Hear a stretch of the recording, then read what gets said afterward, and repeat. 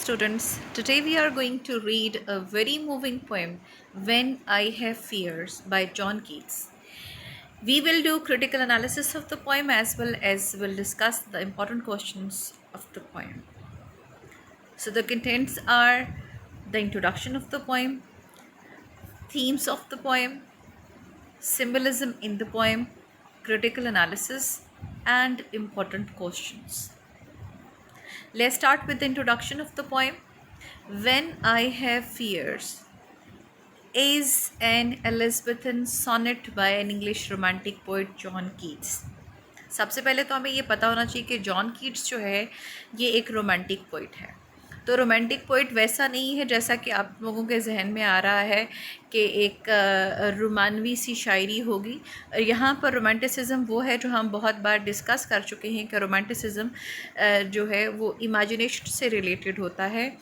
तो इसमें कुछ क्वालिटीज़ हमने आगे लिखी हैं। The romantic poet stressed on imagination, passion, emotion, nature and lives of common men which became the features of romantic poetry। ये एक रेवोल्यूशन था जो कि रोमांटिक पोइट्स ने लेकर के आया और उन्होंने अपनी पोइट्री में ये सारी चीज़ें इंट्रोड्यूस कराई जो कि पहले कुछ सेट रूल्स से जिनको देखकर जिनको फॉलो किया जाता था। पोइट्री में कुछ ख़ास लोगों के बारे में लिखी जाती थी, लेकिन जो रोमांटिक पोइट्स थे वो नेचर के बारे में लिख रहे थे और वो कॉमन पीपल के बारे में लिख रहे थे और they were writing about the emotions and feelings of a common man. जो कि कॉमन मैन सोच सकता है, उसकी इमेजिनेशन में आ सकती हैं, तो वो हैं। अब दूसरी चीज़ है कि जी ये एक सोनेट है। तो सोनेट क्या होता है? Sonnet consist of 14 lines. एक जो रफ़ इसके बारे में एक इसकी डेफिनेशन है वो ये है कि 14 लाइन्स पोएम होती है जिसको कि सोनेट कहा जाता है। और जो हमारे सोनेट है when I have fears, it consist of 3 quatrains and a couplet. और अगर हम इसकी राइम स्कीम की तरफ जाते हैं तो 3 क्वार्ट्रेन्स का मतलब है कि 4 लाइन्स का एक क्वार्टर है और उसके बाद 2 लाइंस जो हैं वो बच जाती हैं जो कि एक हेरोइक कपलेट की सूरत में मौजूद हैं जिनकी राइम स्कीम सेम है। तो अगर हम इसकी राइम स्कीम की तरफ चले जाते हैं कि जैसा कि आपको राइम स्कीम सिखाई गई हुई है, और वो राइम स्कीम है A B A B A B A B A B A B and A. ये इसकी राइम स्कीम है जी।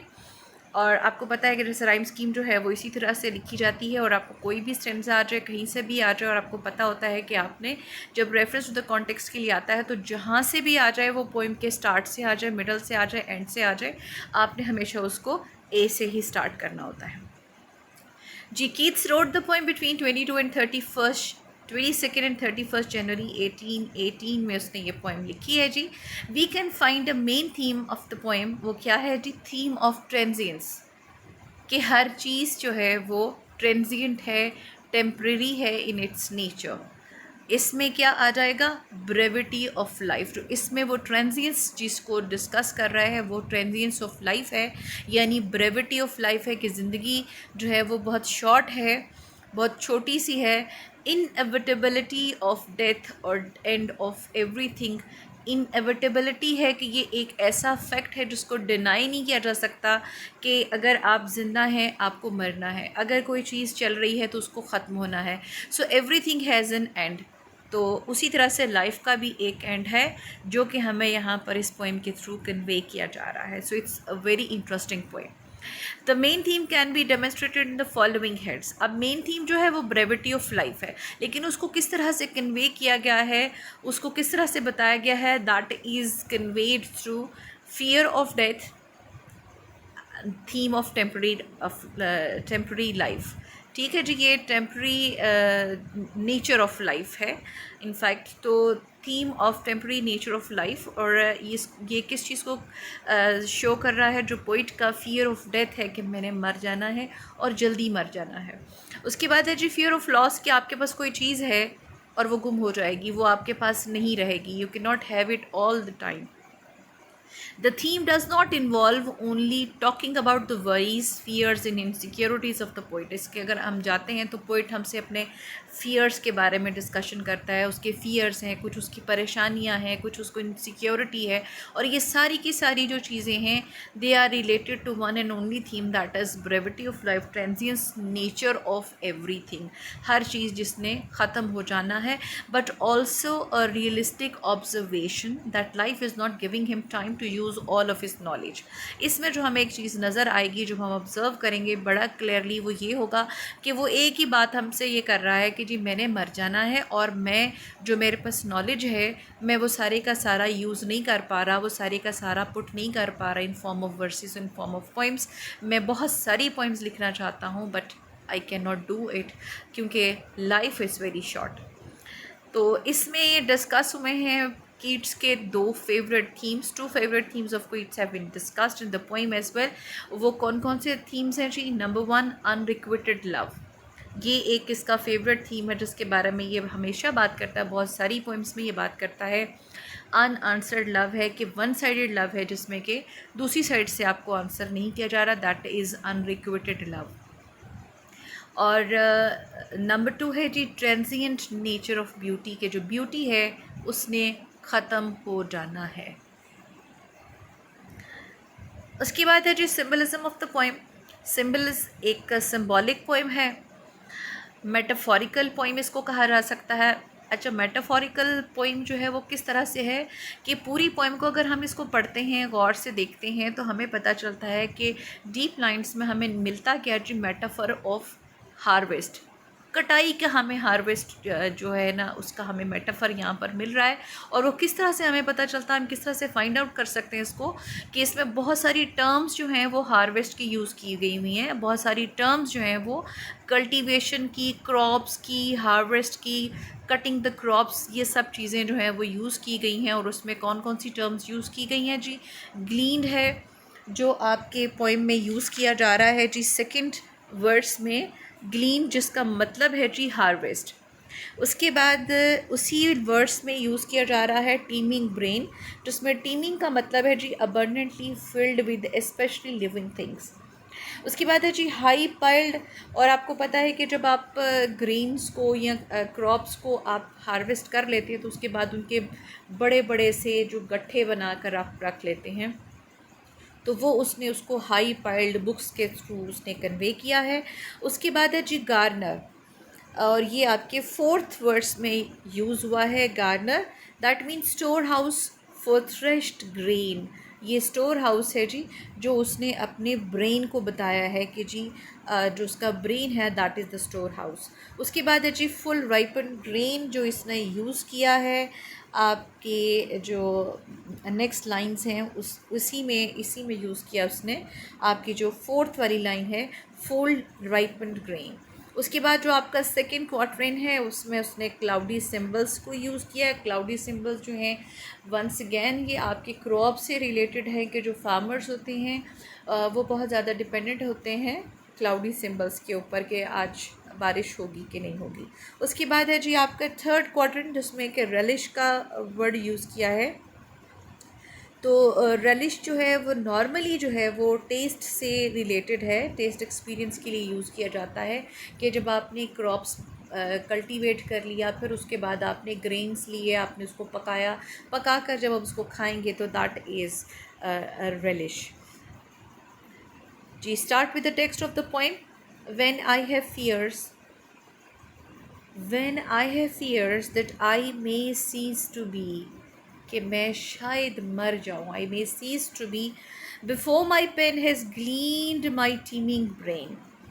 जी ये वर्सेस हैं पोइम की, जिसमें हमें पता क्या चल रहा है जी, ये realistic attitude of an imaginative poet के जो ये कह रहा है that I may cease to be, ये एक रियलिस्टिक एटीट्यूड है और एक इमेजिनेटिव पोएट का कि जो हमेशा इमेजिनेशंस में रहता है, जो इस दुनिया से दूर चला जाता है अपनी इमेजिनेशंस में और जाकर उसको बहुत कुछ नज़र आ रहा होता है अपनी इमेजिनेशन में। तो वो पोइट जो है वो हमें ये बता रहा है that I may cease to be, और ये एक ऐसा रियलिटी है, एक ऐसा फैक्ट है जिसे डिनाई नहीं किया जा सकता। And this realisation of the reality of death and its acceptance in the poem can be seen very clearly, कि पोइट न सिर्फ इस रियलाइजेशन को देखता है उसको समझता है, बल्कि उस रियलिटी को एक्सेप्ट भी करता है। तो हमें पोइम में क्या मिल रहा है जी? Representative of life and death, about the fear of early death, इसमें हमें नज़र आएगा। और उसकी रियलिटी क्या है? जो the poet himself died at an early age of 26।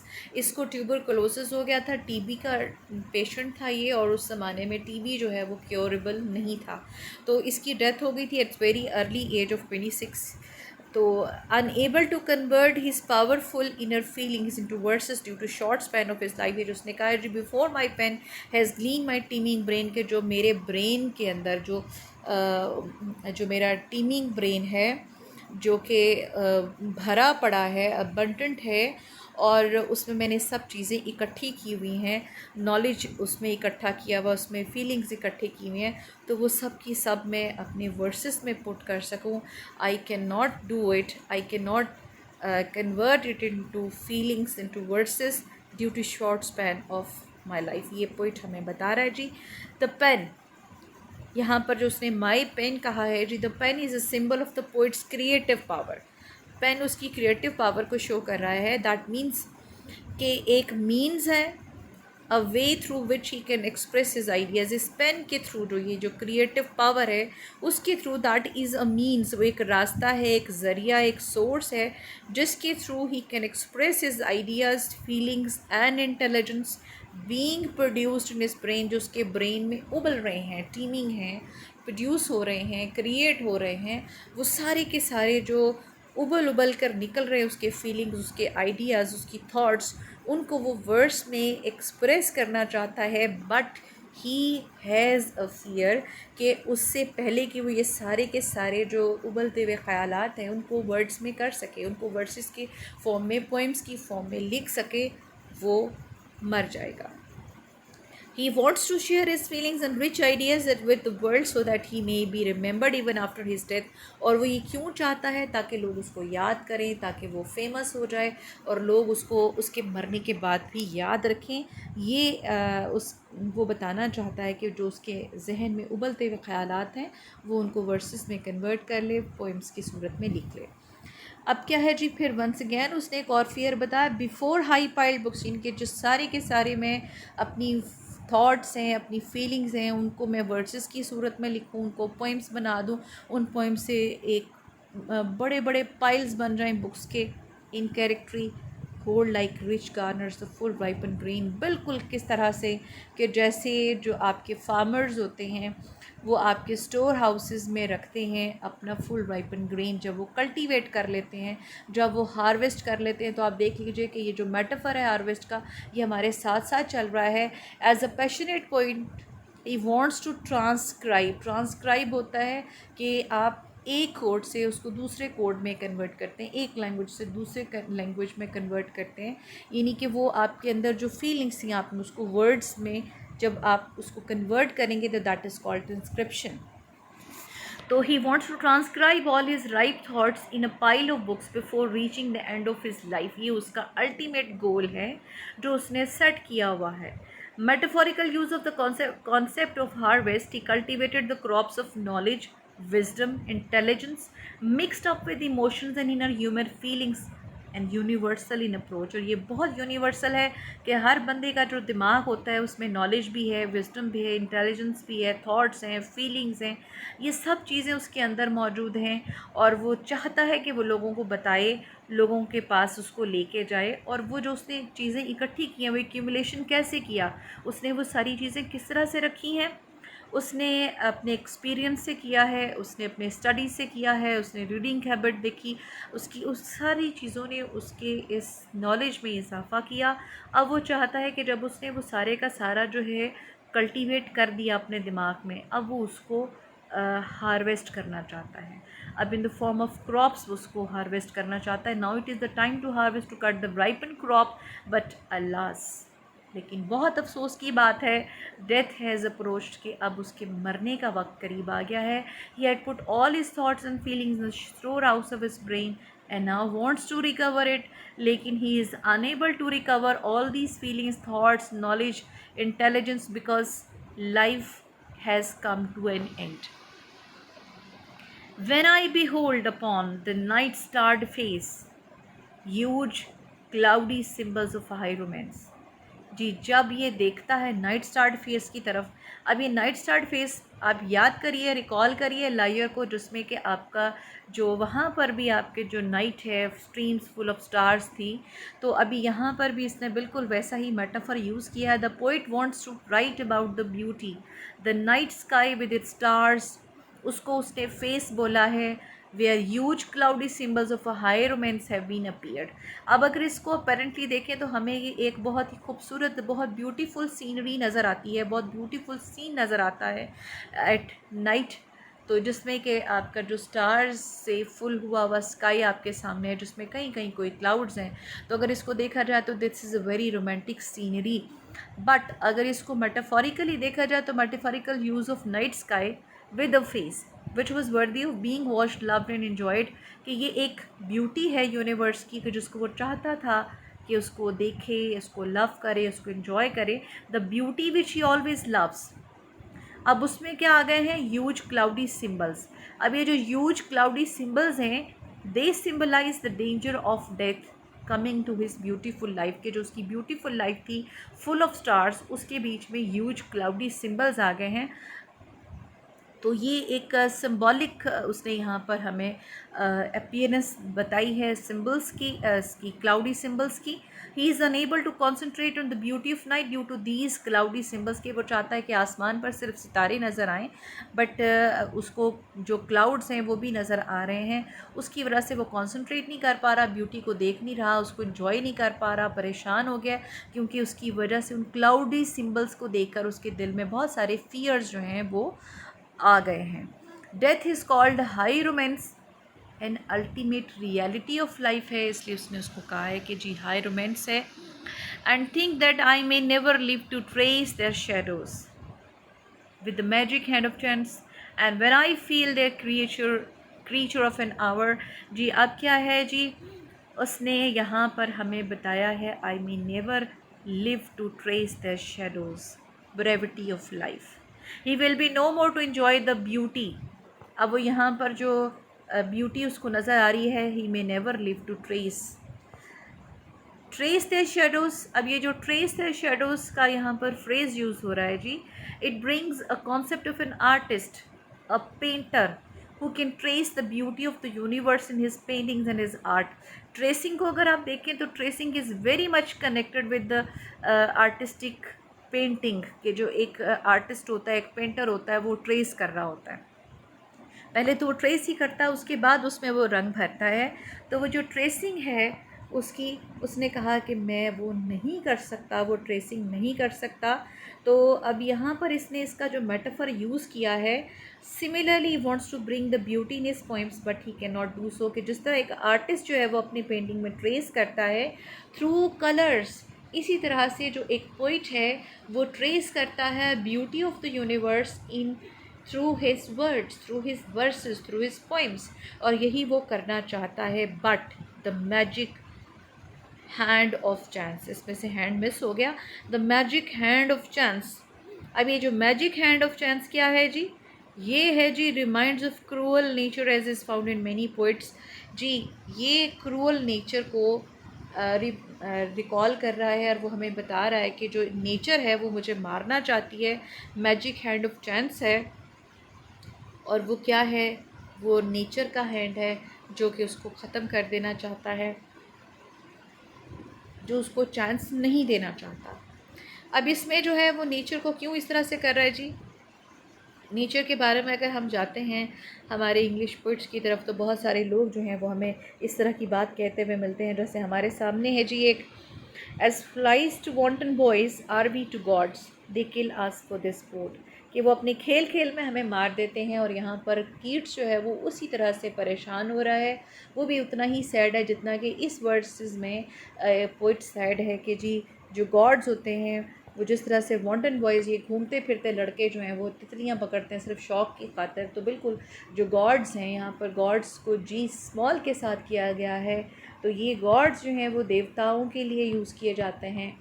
तो उसने कहा कि जी ये जो नेचर है जो कि जिसमें बहुत सारी चीज़ें, बहुत सारी पावर्स हैं, तो उसमें जो एक पावर है वो मुझे मारना चाहती है। Nature wants to end the show of artistry. उसके बाद है जी when I feel fear creature of an hour, it shows transient nature of love beauty in everything, कि हर चीज़ को ख़त्म हो जाना है।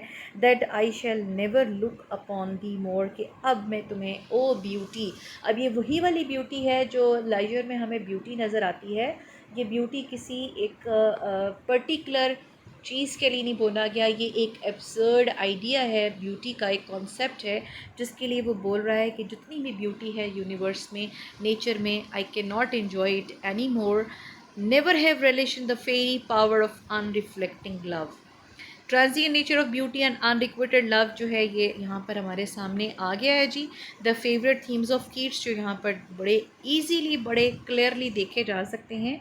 Just like men's life this beauty is for the time being only, because that can not be enjoyed after this temporary life, कि जिस तरह इंसान की ज़िंदगी बहुत थोड़ी सी देर के लिए है, बिल्कुल उसी तरह से ये जो ब्यूटी है ये भी बहुत थोड़ी सी देर के लिए है, ये अल्टीमेटली इसको ख़त्म हो जाना होता है।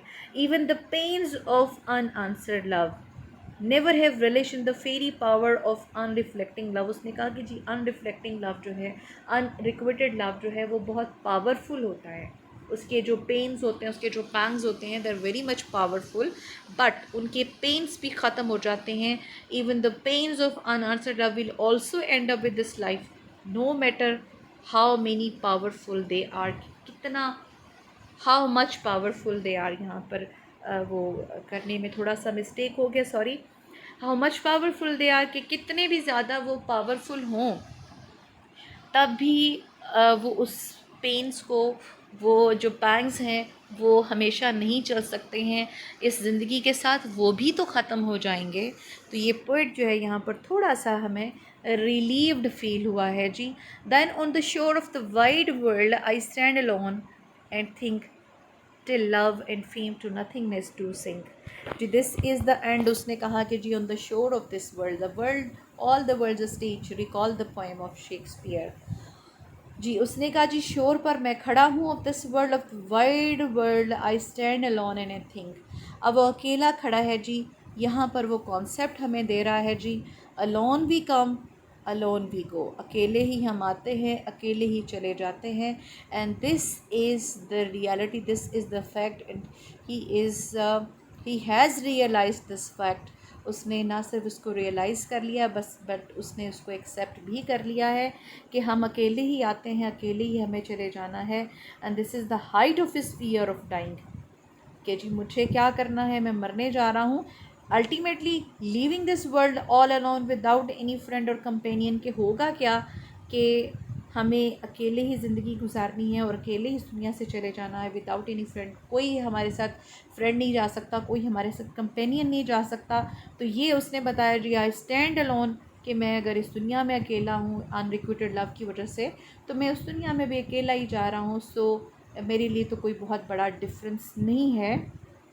And think till love and fame to nothingness do sink. अब जी वो जो वाइल्ड शोर पर खड़ा है जी, वर्ल्ड के शोर पर वो जो खड़ा है, वहाँ पर वो देख रहा है कि जी लव एंड फेम वो भी इसके अंदर वो सिंक कर जाएंगे, डूब जाएंगे, ख़त्म हो जाएंगे, नथिंगनेस रहेगी, सिर्फ उसके बाद कुछ भी नहीं रहेगा। After discussing all of his fears, सारे डिस्कस किए उसने फियर्स, कि जी मैं मर जाऊंगा, मैं वर्सेस भी नहीं लिख सकूंगा, पोइम्स भी नहीं बना सकूंगा, मैं ब्यूटी को भी नहीं देख सकूंगा, मैं इन्जॉय भी नहीं कर सकूंगा, अनरिफ्लेक्टेड लव के पेन्स को भी नहीं ज़्यादा देर तक मैं टॉलरेट करना पड़ेगा। सारे फियर्स को डिस्कस करने के बाद ही finally satisfies himself as well as the reader by asserting the fact of the transience of beauty and unimportance of love and fame. उसने कहा कि कोई बात नहीं, अगर मैं जा रहा हूँ तो ब्यूटी को भी ख़त्म हो जाना है, मैं जा रहा हूँ लव भी नहीं रहना है, मैं जा रहा हूँ फेम भी ख़त्म हो जाना है। All these things are useless or worthless. When Keats experiences fears, then he feels that he is alone in the world and love and fame are worthless. This realization of the reality satisfies him and he accepts it calmly. कि सारे fears उसने discuss किए। सारे discuss करने के बाद उसने कहा कि जी मैं जहाँ पर खड़ा हूँ वहाँ से मुझे नज़र आ रहा है। अब यहाँ पर वो हमें ये बताना चाहता है कि at the end of life एक जो मैन है, ह्यूमन बीइंग जो है, उस वक्त वो इस रियलिटी को, इस फैक्ट को रियलाइज़ कर सकता है कि जी जो कुछ भी उसने ज़िंदगी में देखा है, जिसके पीछे हम भागते रहे, जिसके लिए हम परेशान होते रहे, नहीं, जितने भी हमारे फ़ियर्स थे वो फ़ियर्स भी ख़त्म हो जाने हैं। और जिन चीज़ों के लिए वो फ़ियर्स थे वो हमारे फ़ेम के लिए था कि मैं अपनी बुक्स लिख लूँ ताकि मुझे फ़ेम मिल जाए।